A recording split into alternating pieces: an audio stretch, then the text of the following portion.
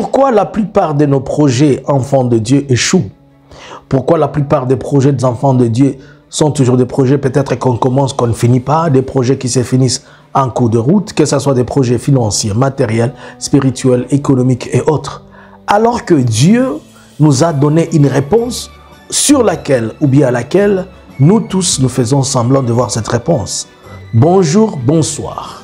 Après avoir écouté ces messages, ta vie ne sera plus la même. Ta vie va changer et beaucoup de choses vont se transformer.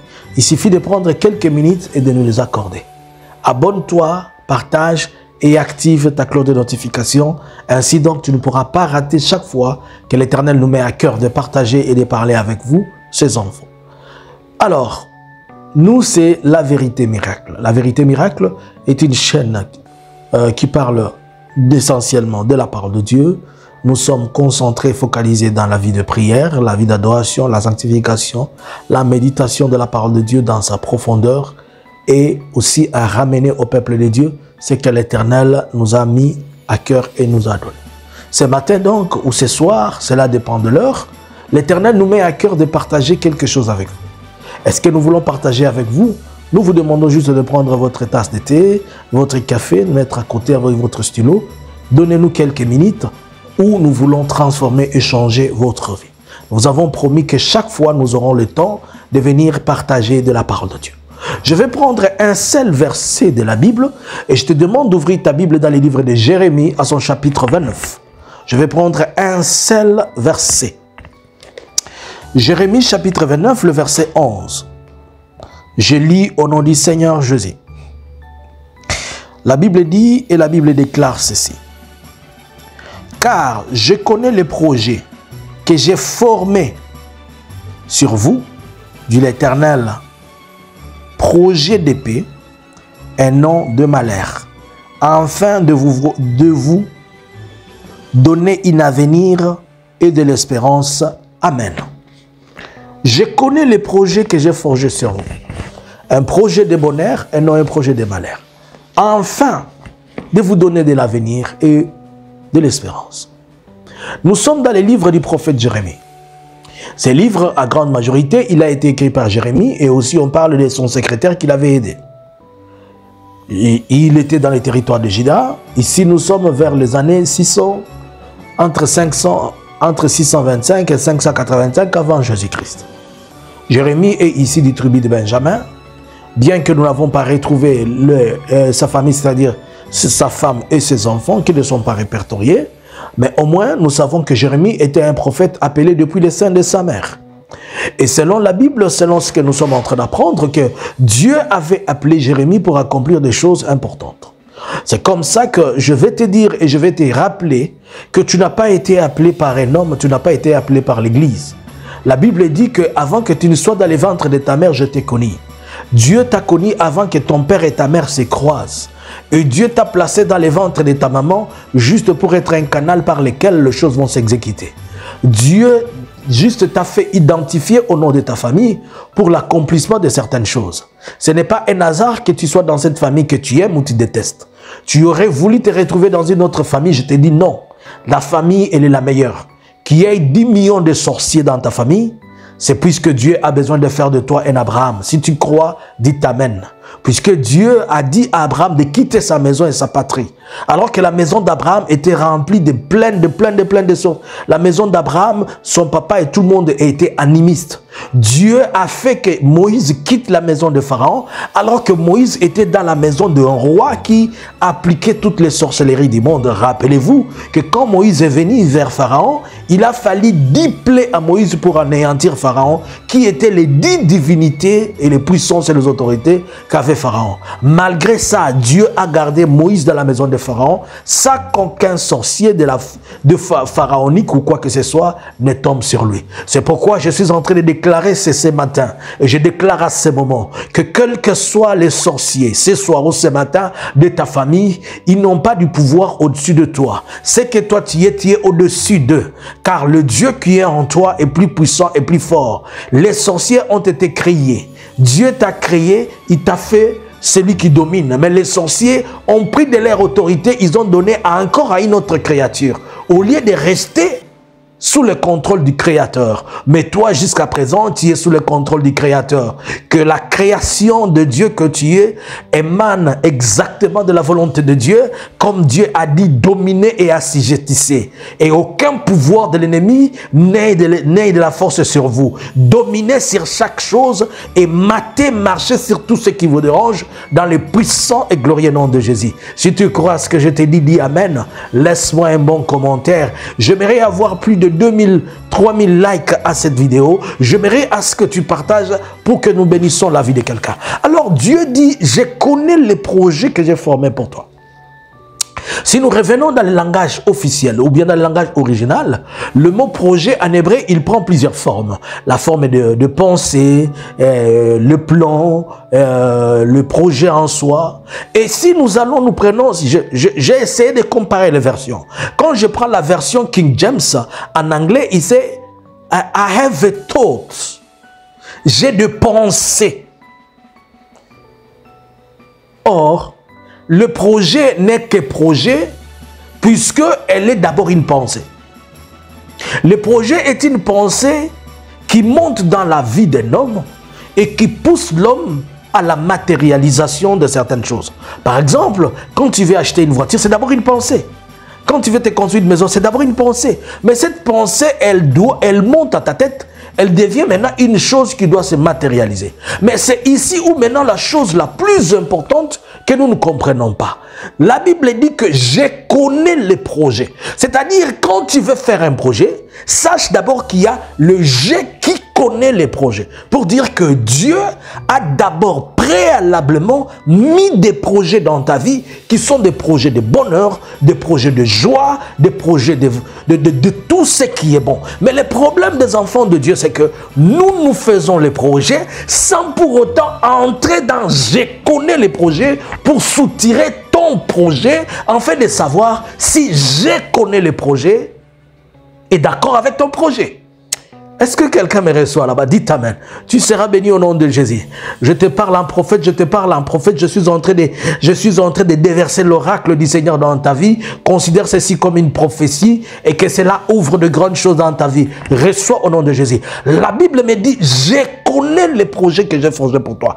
Qu'est-ce que Dieu veut dire par là? Dieu dit, avant que tu ne fasses quelque chose, moi j'ai un projet. Mais si tu veux faire le projet, commence d'abord à consulter, est-ce que ton projet est en accord avec le jeu que moi j'ai planifié pour toi, ou bien tu te perds dans un projet. Voilà pourquoi nous faisons des projets qui ne résistent pas, alors que les autres, ils les font juste par la foi. Mais nous, ce n'est pas d'abord question de la foi, nous, c'est d'abord question du plan. Dieu a un plan dans un projet que tu es en train de faire. Au lieu d'embrasser un projet sans pour autant consulter sa volonté, c'est mieux. Excusez-moi, j'ai une petite grippe là. C'est mieux que tu prennes d'abord ton projet, que tu le lui présentes, et que lui, dans sa souveraineté, accorde ça. Je t'explique. Tu as besoin de construire une maison de 1 million de dollars. Tu as commencé sans l'Éternel. C'est un problème. Pourquoi? Au commencement était, le commencement de ce que tu veux, c'est d'abord été la parole. C'est d'abord Dieu qui était au commencement. Si tu veux commencer, va d'abord commencer avec lui. Ça c'est 1. 2. Je suis le chemin, la vérité et la vie, déclare Jésus. Ce que tu veux faire, le chemin que tu veux commencer, ne le trace pas seul. Jésus est le chemin, la vérité et la vie. Mais est-ce que tu lui as posé la question? Est-ce que tu as pris ton projet là? Tu as dit, Seigneur, je vais commencer ce projet. Est-ce que tu peux prendre ce projet à cœur? Tu peux les commencer avec moi. Qu'ils te disent oui ou non. Peut-être c'est un bon projet, mais ce n'est pas encore le temps pour ce projet. Mais si tu prends seulement ton projet, tu le lui présentes et qu'il regarde et qu'il te dise oui. Quelqu'un va me dire, mais je vais le présenter comment? C'est dans ta prière. Ne commence pas un projet sans la prière. Commence d'abord à prier pour ce projet et après, écoutez ce que le Seigneur, je suis le chemin, va te dire. S'il te dit va, tu vas. S'il te dit attends, tu attends. Est-ce que tu commences tes projets avec lui? Ou bien tu commences seul et après tu l'invites? Si nous lisons dans la Bible, un jour, un homme qui s'appelle Josué, on est venu lui dire que les Gabaonites étaient en train d'être menacés. Et Josué a fait quoi? Il s'est agenouillé, il a dit, Seigneur, m'autorise-t-il d'aller combattre? Le Seigneur dit, je l'ai livré entre tes mains, va, ne crains rien. Est-ce que tu comprends? Mais quand toi et les combats que tu commences, et le programme, voilà pourquoi nous perdons de 100 000, nous perdons de 200 000 $, et on se pose des questions. Ne soyons pas pressés à nous lancer dans des choses. J'ai remarqué une chose dans les mondes. Tu vas voir que ceux qui n'ont pas la foi, quand ils veulent se lancer dans n'importe quel projet, ils prennent le temps d'étudier et de comprendre ces projets. Mais nous, nous nous lançons seulement par la foi, en oubliant que même la foi qui est la nôtre, on ne l'a pas consultée. Ainsi donc, ils prennent le temps, tu vas voir des gens qui font des veillées de nuit et de nuit en train d'étudier et de maîtriser. Ce sont ces veillées de nuit de prière. Pour un seul projet, prends même un mois en train d'insister devant le Seigneur. Ne te lance pas seulement comme ça. Tu risques d'avoir des conséquences les plus néfastes. La Bible dit que Jésus passait toute la nuit dans la prière. Et c'est le matin qu'il accomplissait les choses qu'il était en train de demander au Seigneur dans l'âme. Je te dis que ce message va changer, transformer ta vie. Et je crois que le Seigneur qui m'a envoyé devant toi, c'est pour faire de toi une nouvelle créature. Écoute, je connais les projets que j'ai forgés pour toi, dit l'Éternel des armées. À partir de maintenant, ne fais plus jamais les projets seuls. N'entreprends plus seul. Je sais que tu es un bon entrepreneur. Je sais que tu as des qualités, tu as des compétences, tu as des moyens, tu as tout. Mais je te dis, n'entreprends plus jamais seul. Ton intelligence elle-même ne suffit pas. Pourquoi? Il dit, les pensées de l'homme ne peuvent être que pures si ces pensées sont dominées par le Saint-Esprit. Et toi, tes pensées, ils sont dominées sur quoi? Est-ce que tu consultes encore ce Dieu-là dont je suis en train de te parler? J'aimerais faire une courte prière avec toi. Et j'aimerais que tu fasses cette prière avec moi, afin que désormais, quand tu as une pensée que tu veux mettre en place, que tu penses avec Dieu. Et que Dieu te dise, vas-y. Au lieu de commencer un projet et te retrouver en train de pleurer ton argent, de commencer un projet, te retrouver en train de pleurer ceci. Prie avec moi. Éternel des armées, Dieu d'Abraham, Dieu d'Isaac et de Jacob. Je me pointe encore devant toi comme ta bouche, comme un prophète. Yahweh, je viens prier pour la vie de mon frère et de ma sœur. Je demande à ce que ta puissante main, ta main de gloire et de force soit avec elle et soit avec lui. Que ces projets qui doivent commencer, que ce soit des projets qui commencent nouvellement avec toi. Père, nous ne voulons personne et que personne ne fasse des projets sans toi. Marche avec nous. Accepte de nous prendre par la main. Et que celui qui veut commencer un business, commence avec lui. Celui qui veut commencer la construction, commence avec lui. Celui qui veut faire quelque chose, commence avec lui. Ainsi donc, papa, nous voulons t'associer dans nos business pour ne plus y avoir les échecs. Viens et règne. Commence avec nous dans le puissant et glorieux nom de Jésus. Nous nous décidons aujourd'hui, nous ne le ferons plus jamais seuls, mais on le fera avec toi, au nom puissant et glorieux de Jésus. Amen. Que mon Dieu te bénisse. Laisse-moi un amen. Partage-moi cette vidéo à 1000 personnes.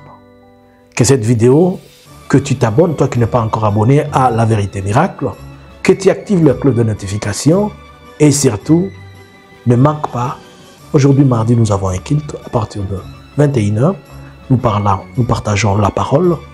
Chaque jour, nous avons une vidéo que nous vous laissons pour vous édifier, selon que le Seigneur nous fait grâce.